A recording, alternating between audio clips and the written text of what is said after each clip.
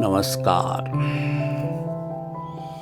आज गुरुपौर्णिमेनिमित्त आपण एक वेगळा विषय घेणार आहोत.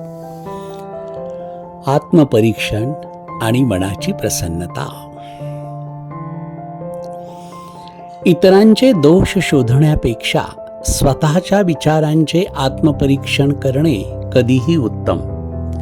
कारण स्वतःमध्ये केलेला एक छोटासा सकारात्मक बदल संपूर्ण जगाकडे पाहण्याचा दृष्टिकोन बदलू शकतो.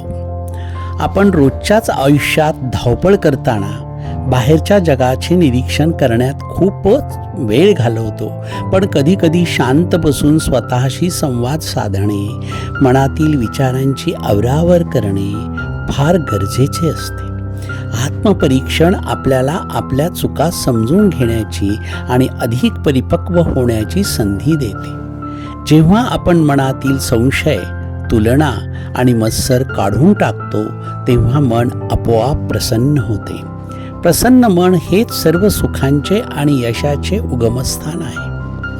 आजच्या नव्या दिवशी जुने भेट आणि रुसवे फुगे विसरून एक स्वच्छ आणि प्रसन्न मनाने पुढे जाऊया.